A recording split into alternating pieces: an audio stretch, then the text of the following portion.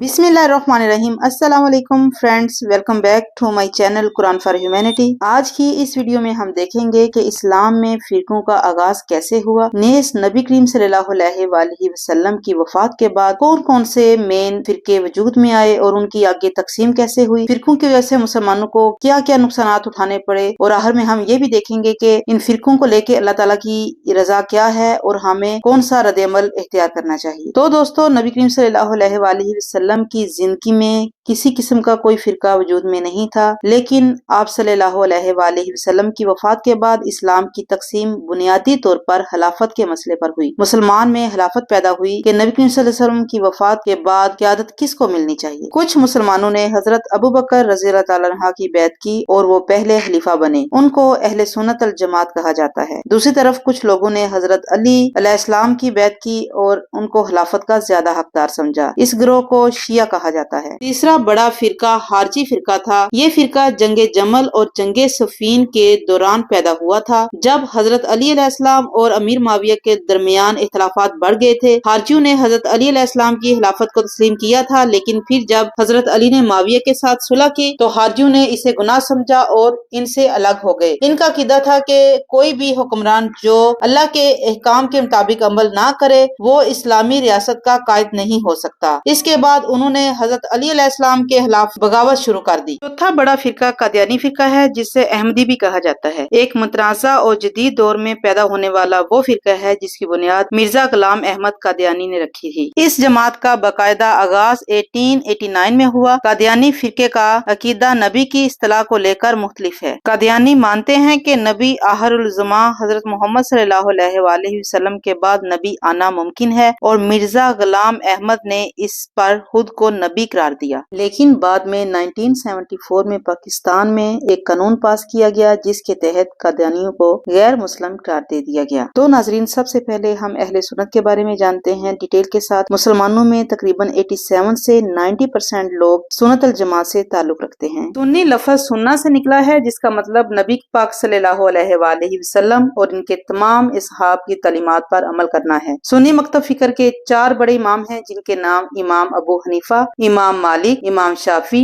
और इमाम अहमद बिन हम्बल हैं। इन चारों इमामों से सुन्नियों के 4 फिकी मज़ाहब वजूद में आए, जैसा कि इमाम अबू हनीफा से हनफी, इमाम मालिक से मलकी, इमाम शाफी से शाफी और इमाम अहमद बिन हम्बल से हम्बली फिक वजूद में आया। ताहम इन 4 इमामों में फिकी इख्तिलाफात रहा। 18 ईस्वी में उस्मानी और मुगल सल्तनत के दौर में कुछ तहरीकों ने जन्म लिया, जिसमें से शाह वलीउल्लाह दिलवी ने इमाम के इख्तिलाफात को खत्म करने की हर मुमकिन कोशिश की और कुरान पाक का तर्जमा उर्दू और फारसी में किया ताकि लोगों के लिए कुरान पाक को समझना आसान हो और वो इस्लामी असूलों के मुताबिक जिंदगी गुजार सकें। शाह वलीउल्लाह की खिदमत से मुतासर होते हुए मजीद 4 फिरकों ने जन्म लिया, जिसमें से नंबर 1 पे देवबंदी है। देवबंदी अबू हनीफा यानी कि हनफी मकतब फिक्र से मुतासर नजर आते हैं। इनका मौकफ ये है कि नबी करीम सल्लल्लाहु अलैहि वसल्लम की एहतिरात और शान को हद एतदाल में समझा जाए और अबादात में किसी भी किस्म के गुलू से बचा जाए। नेज ये लोग मज़ारों पर जाना पसंद नहीं करते और देवबंदी उलमा मिलादुल नबी के भी सख्त खिलाफ हैं। नंबर 2 पे बरेलवी मकतब फिक्र इसके बरक्स है,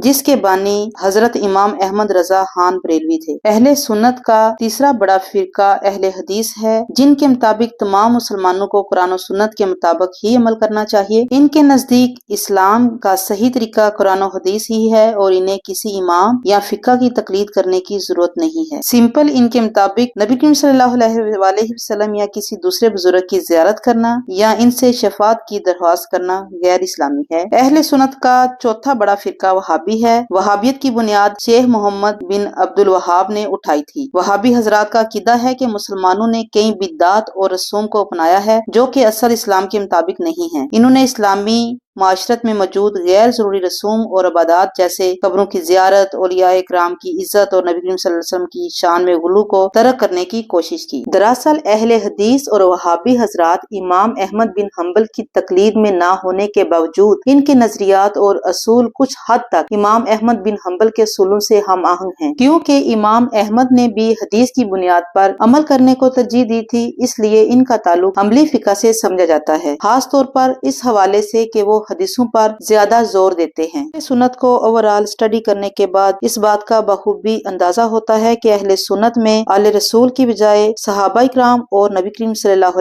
अलैहि वसल्लम की सुन्नत को ज्यादा अहमियत दी जाती है। अहले सुन्नत की तरह शिया मजहब की भी मुख्तलिफ शाखें हैं जो ज्यादातर क़ियादत और अमामत के तस्वर में इख्तलाफात की बुनियाद पर वजूद में आई। अहले तशीह में पहले 4 इमामों में यानी कि इमाम अली अलैहिस्सलाम, इमाम हसन अलैहिस्सलाम, इमाम हुसैन अलैहिस्सलाम और इमाम ज़ैनुल आबिदीन अलैहिस्सलाम में कोई तकसीम नजर नहीं आती। लेकिन इसके बाद अहले तशीह में 3 बड़े मकतब फिक्र हैं जिनमें ज़ैदी, इस्माइली और 12 इमामी शामिल हैं। अहले तशीह का सबसे बड़ा फिरका असनाए अशरिया यानी कि 12 इमामी है जिनकी तादाद तकरीबन 85% है। जैसा कि इस फिरके के नाम से भी जाहिर है कि ये फिरका अहले बैत के 12 इमामों पर यकीन रखता है। इनकी बड़ी तादाद Iraq, Iran, Azerbaijan, Pakistan, Hindustan और बहरीन में मौजूद है। ये लोग खिलाफत पर यकीन नहीं रखते और इनका नजरिया इमामत है। इनका अकीदा है कि रसूल करीम सल्लल्लाहु अलैहि वसल्लम के विसाल के बाद इनके जानशीन अहले बैत के 12 मासूम इमाम हैं। इन 12 इमामों को वैसे तो अहले सुन्नत भी इंतहाई एहतराम और अकीदत की निगाह से देखते हैं, मगर ये इनकी मासूमियत के कायल नहीं हैं। नंबर 2, ज़ैदिया।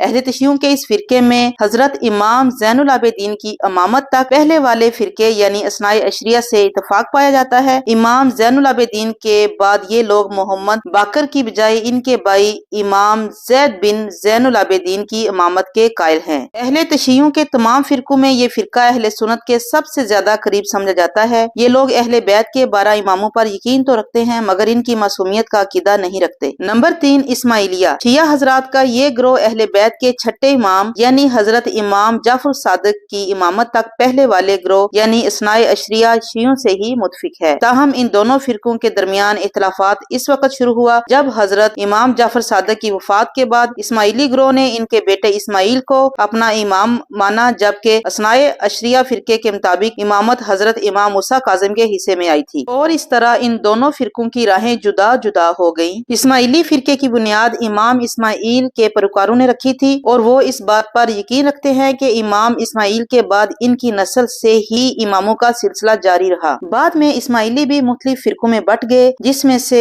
अहम बोहरी और आगाहानी है, जिनकी तफसील कुछ यूँ है। इस्माइलियों में इमामत का सिलसिला जारी और सारी है। इसी तरह इस्माइल ही की नस्ल से एक शख्स को मिस्र में हुकूमत मिली जहाँ पर उन्होंने फातमी खिलाफत की बुनियाद रखी। बाद में फातमी सल्तनत में खलीफा की एक नस्ल में खिलाफत को लेकर एक झगड़ा पैदा हो गया। इस झगड़े की वजह मुस्तली और नजार 2 भाई थे और इन दोनों भाइयों ने अगला खलीफा बनने की ख्वाहिश जाहिर की, जिसकी वजह से लोगों में 2 ग्रोह बन गए, जिनमें से एक ने मुस्तली को अपना अगला इमाम माना जबकि दूसरे ने नजार को अपने इमाम के तौर पर पसंद किया। मुस्तली को मानने वाले को मुस्तालिया कहा जाता है जो आजकल पाकिस्तान और हिंदुस्तान में बोहरा या बोरी के नाम से जाने जाते हैं, जबकि नजार आगाहानियों के नाम से मशहूर हैं। दोस्तों, झगड़े के बाद खिलाफत मुस्तली को मिली, लिहाजा नजारी यानी आगाहानी वहाँ से निकलकर ईरान आए और इसी मुल्क को अपना ठिकाना बनाने के बाद यहाँ पर कई बरसों तक शान शौकत के साथ हुक्मरानी करते रहे। इस्माइली नजारी अहले तशय्युं की वाहिद शाह है जिनके इमामों का सिलसिला आज के दौर में भी जारी है और इनके इमामों को आगाहान कहा जाता है। अहले तशय्युं में 10वीं सदी में शेख नसीर मोहम्मद के जेर क़यादत एक नुसैरी फिरका उभरा जिसमें इमाम अली के मुतल्लिक बाज़ ऐसे अकायद का इजाफा किया गया जो दीगर शिया फिरकों में नहीं थे। नुसैरी फिरका के पैरोकार हजरत अली अलैहिस्सलाम को अल्लाह मानते हैं। इस फिरके के लोग अपने आप को 12 इमामी की तरफ मंसूब करते हैं, लेकिन अहले तशय्युं के अक्सर उलमा नुसैरी फिरके को इब्तिदा से ही बातिल और गुमराह कर देते हैं। तो अल्लाह ताला सूरत आल इमरान की आयत नंबर 103 में फरमाते हैं, वतसिमु बिजबलिल्लाहि जमीअन वला तफर्रकू, क्या लोगो